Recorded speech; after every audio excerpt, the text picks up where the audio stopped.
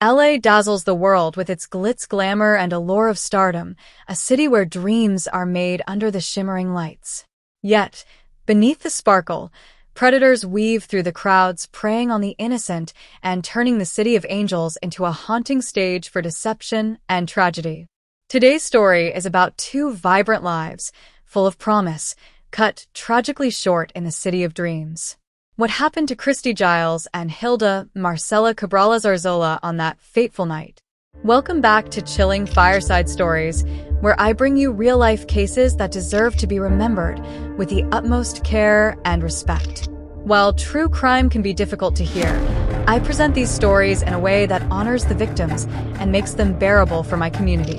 Now, let's begin. Hilda Marcela Cabrales was a driven and adventurous young woman from Durango, Mexico. As the eldest daughter of a loving family, Hilda excelled academically, graduating top of her class in architecture. Her adventurous spirit took her to 22 countries and even to South Korea, experiences that enriched both her creativity and perspective. In July 2021, Hilda moved to LA to pursue her career ambitions.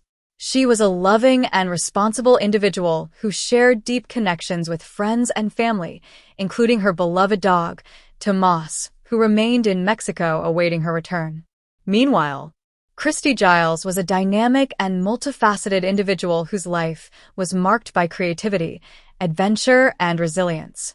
Born on November 5, 1997 in Mount Olive, Alabama, Christy was the youngest daughter in a close-knit family. Her father, Leslie Wayne Giles, was a retired military police officer who served in Iraq, and her mother, Dusty Leslie Giles, was a stay-at-home parent, and her sister, Misty Giles Weldon. She pursued modeling at the age of 14, signing with Wilhelmina Modeling Agency and working in London for a few months. She later joined Nomad and Fox Model agencies, building a successful career as a high-fashion model. Her striking beauty and magnetic personality earned her recognition in the industry, and she was even the runner-up in the Miss Alabama Teen USA pageant. Christy Giles met her husband, Jan Cilliers, during her time in Los Angeles. Jan, a visual effects artist originally from South Africa, shared Christy's adventurous spirit and creative outlook on life. The couple tied the knot in September 2019 and were in the process of planning their wedding ceremony to celebrate their union with family and friends. The couple lived in Marina del Rey, California, with their beloved Russian blue cat, Loki, who added joy to their everyday moments. On November 12, 2021, the two best friends, Christy and Hilda, decided to enjoy a girls' night out. Starting at the exclusive Soho House, the two friends later moved on to a warehouse party, where they danced in the VIP section, enjoying the vibrant energy of the evening. Surveillance footage captured their carefree moments, but unbeknownst to them, danger was lurking. At the party, Christy and Hilda crossed paths with David Pierce, a 39-year-old self-proclaimed Hollywood producer, and his associates Brant Osborne and Michael Ansbach. Pierce had a troubling reputation for providing substances at social events, allegedly using them to lure unsuspecting victims back to his apartment. Text messages later recovered revealed Hilda asking Christy, "Do you want it?" to which Christy replied, "Yes." The two women were last seen leaving the warehouse party with Pierce and his associates in the early hours of November 13th. By 5:30 a.m., Christy sent Hilda a chilling text, a wide-eyed emoji accompanied by the words, "Let's go." Hilda responded that she would call an Uber, estimating its arrival in 10 minutes. Surveillance footage confirmed that the Uber arrived at Pierce's apartment, located at 8641 West Olympic Boulevard, but left after waiting for 5 minutes. Neither Christy nor Hilda got in. What happened during those crucial moments remains a haunting mystery. The timeline grew darker as the day unfolded. A neighbor reported hearing distressing noises, moaning and groaning, coming from Pierce's apartment between 10:30 a.m. and 4 p.m. Tragically, no one intervened or called the police. By 4:19 p.m., security footage showed Pierce and Osborne carrying Christy's lifeless body down the back stairs. Instead of seeking help, they placed her in a black Prius without license plates and drove to the Southern California Medical Center, where they abandoned her body, claiming they had found her passed out on a sidewalk. Hospital staff were immediately suspicious of their story. Approximately 2 hours later, Pierce and Osborne returned to their apartment to retrieve Hilda. They carried her unconscious body to the same car and drove her to Kaiser Permanente Hospital. Unlike Christy, Hilda was still alive upon arrival. Shortly afterward, according to police reports, Michael Ansbach was seen leaving the residence carrying bags containing unidentified items. Christy's husband, Jan Sear, who was in San Francisco at the time, became alarmed when he noticed her phone's location at an unfamiliar address. His concern grew when her location shifted to a hospital. Upon calling, he learned the devastating news that his wife had passed away. Determined to uncover the truth, using social media, Jan began piecing together Christy's final movements, reaching out to anyone who might have seen her and Hilda Marcela Cabrales Arzola that night. As soon as Hilda Marcela's family received the devastating news, they raced to her side. Meanwhile, another mother across the country in Corner, Alabama, was receiving her own earth-shattering news. Dusty Giles learned that her daughter Christy had been found unresponsive and brought to the Southern California Medical Center. What she didn't expect to hear was that Christy had been discarded at the hospital by two men in a black Prius without license plates, left at the ER's entrance. Dusty was told that her vibrant, free-spirited daughter hadn't survived. The call left her broken, struggling to comprehend how her daughter's life, so full of energy and adventure, had ended this way. The details surrounding Christy's final hours raised immediate red flags for investigators. Two unknown men had dropped her off, claiming they'd found her unconscious on the curb, but their story didn't add up. Former LAPD Detective Barry Tellis remarked on the suspicious circumstances. Nobody simply abandoned someone in distress at a hospital without offering their identity or any further explanation. The rushed and evasive behavior of the men only deepened concerns that this was far from an innocent encounter. Meanwhile, at Kaiser Permanente Hospital, Hilda Marcela's condition remained critical. Her family arrived at her bedside, holding on to the faint hope that their presence might bring her back. Hilda's mother, a doctor accustomed to handling emergencies, was shaken to her core as she saw her daughter unconscious, hooked to machines. Toxicology reports later revealed that both women had dangerously high levels of substances in their systems. Christy also tested positive for GHB, known for its sedative effects as it is associated with exploitation.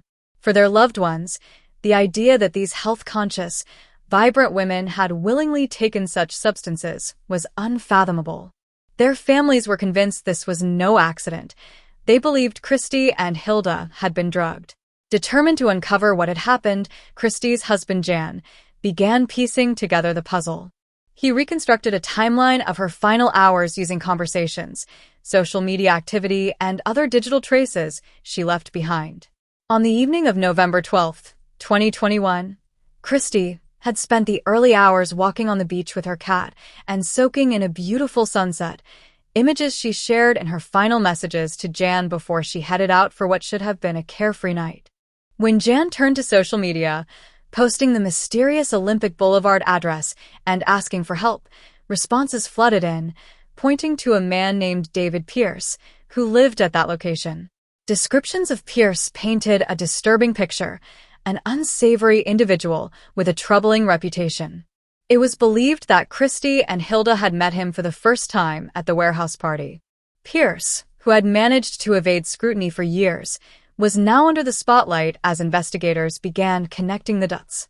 As Hilda lay in a hospital bed fighting for her life, Christy's family prepared to say their goodbyes. Although Christy and Jan were legally married, they were eagerly planning a wedding ceremony to celebrate their union with loved ones. Christy was especially thrilled about wearing her wedding dress for the special day. Tragically, she never had the chance to fulfill this dream. In a touching gesture to honor her daughter, Christy's mother, Dusty, placed half of Christy's ashes in a butterfly box, lovingly wrapped in the wedding dress that Christy had looked forward to wearing. This heartfelt tribute symbolized the dreams and joy that Christy carried with her. The other half would go to Jan, to scatter in the places they had loved together. Within hours of Christy's death, detectives followed the trail of her pinging phone, which led them directly to David Pierce's apartment at 8641 West Olympic Boulevard. Outside, they spotted a car matching the description of the one used to drop Christy off at the hospital. The black Prius without license plates, which had been used to leave Christy at the hospital, became a pivotal clue in the investigation. Detectives traced it to an address on West Olympic Boulevard, leading them to identify a key suspect. As investigators retraced Christy and Hilda's movements that evening, they began to piece together the events, forming the foundation of a detailed police affidavit. Photos from the warehouse party placed David Pierce, along with Hilda, in the VIP section. Former LAPD Detective Barry Tellis described Pierce as someone who carefully calculated his actions, bringing a supply of substances to share widely at the party. After nearly 2 weeks on life support, Hilda's family faced the heartbreaking decision to say goodbye. Her mother, overwhelmed with grief, prayed for her daughter's suffering to end. Hilda's sister Fernanda shared a final moment with her, whispering words of love and promising they would meet again someday. In a final act of generosity, the family chose to donate Hilda's organs, a decision that brought hope to others even in their darkest hour. As the medical staff lined the halls to honor her, they clapped in gratitude for her life-saving gift. Hilda was pronounced dead just 1 day before her 27th birthday. Back in Monterrey, Mexico, Hilda's friends gathered to celebrate her life. Dressed in white, they met at her favorite park, bringing her favorite drink and cake. What began in tears transformed into a celebration of her spirit. 3 weeks after Hilda's passing, a significant development in the case occurred. Police arrested David Pierce, Brant Osborne, and Michael Ansbach in connection with the tragic deaths of Christy and Hilda. While Osborne and Ansbach were later released, Pierce remained in custody due to unrelated legal charges. As the case gained public attention, additional individuals came forward, sharing their experiences and raising concerns about Pierce's past behavior. The allegations against Pierce suggested a troubling pattern. Prosecutors accused him of using his position as a self-proclaimed Hollywood producer to gain trust and take advantage of vulnerable situations. One individual, Erica Bergman, recounted her encounter with Pierce years earlier, describing him as manipulative during a difficult time in her life. Her efforts to warn others dated back to 2013, highlighting a history that resonated with others who shared similar stories. The mounting evidence against Pierce revealed a predator who had operated in the shadows for years, leaving a trail of trauma and heartbreak. David Pierce, who often introduced himself as Dave from Paramount Pictures, was known for making misleading claims about his connections to the movie industry. Erica Bergman, one of the individuals who came forward, shared a deeply troubling account of her experience with Pierce.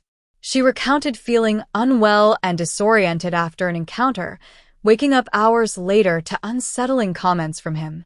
He openly recounted how he had taken advantage of her while she was unconscious, showing no remorse or shame for his actions. Erica described feeling trapped and intimidated by his threats, which left her hesitant to take immediate action. Over time, she distanced herself from the situation, but the emotional impact lingered. When she learned about Christy and Hilda, she felt compelled to share her story, believing it could provide important context. In May 2022, prosecutors added additional charges against Pierce, bringing the total number of allegations to 7. These accusations highlighted a concerning pattern of behavior. Following a thorough investigation, Pierce was charged with 2 counts of murder in connection with Christy and Hilda's tragic deaths. Prosecutors alleged that he had provided substances containing fentanyl, a powerful synthetic opioid that can sometimes be unknowingly present in other substances. The case presented challenges for the prosecution. While no fentanyl-laced substances were found in Pierce and Osborne's apartment, other materials suggested attempts to conceal evidence. Witness statements and the timeline of events raised questions about the circumstances leading to the women's incapacitation. Prosecutors worked to demonstrate that Pierce acted with disregard for their safety, while the defense argued that the situation reflected broader issues related to substance misuse. The treatment of Christy and Hilda after they became unwell added a critical layer to the case. Both women were left at separate hospitals without proper care or explanation, raising serious concerns. Additionally, Christy's toxicology report revealed the presence of GHB, a substance experts noted is sometimes misused in harmful situations. The timeline, including the women's coherent communication earlier in the evening, suggested that something had gone wrong later on. For most of that tragic day, there was a chance to save Christy and Hilda. A simple call to 911 could have made all the difference. However, David Pierce and Bran Osborne chose not to act, leaving the women in critical need of help. Pierce's history with law enforcement adds another layer to the tragedy. In 2014, he was arrested on similar charges, but the cases were dropped due to insufficient evidence. For Christy's sister Misty, this represents a heartbreaking failure of justice. "It's appalling," she said, reflecting on the loss of 2 lives before action was taken. Pierce had pleaded not guilty to all charges, as had Osborne, who had been charged as an accessory to murder and was later released on bail. Michael Ansbach, the third individual present that night, had not been charged but had cooperated with prosecutors and was expected to testify. For Christy's parents, Dusty and Leslie Giles, the pursuit of justice is deeply personal. Through a social media campaign, they have vowed to honor Christy's memory and ensure her story is never forgotten. "I miss my daughter," Dusty shared, her words filled with grief and determination. In Mexico, Hilda's family and friends hold onto cherished memories of her: a lock of hair, her diploma, and the pride of knowing she graduated at the top of her class. Hilda's beloved dog, Tomas, now lives with her family, carrying the love they have for her. He has become a source of emotional support, a reminder of her warmth and joy. The journey for justice in the case of Christy Giles and Hilda Marcela Cabrales reached a critical milestone in February 2025. After a thorough trial, David Pierce was found guilty of 2 counts of first-degree murder in connection with their tragic deaths.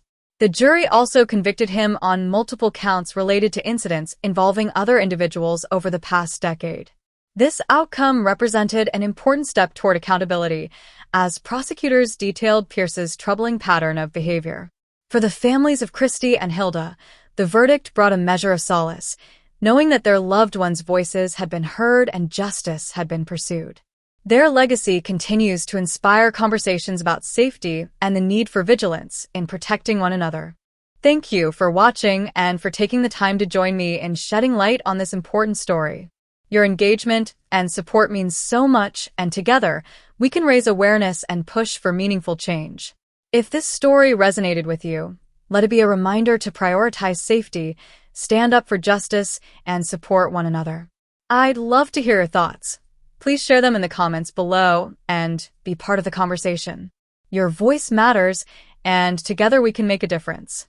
Until my next video, stay safe and look after your loved ones.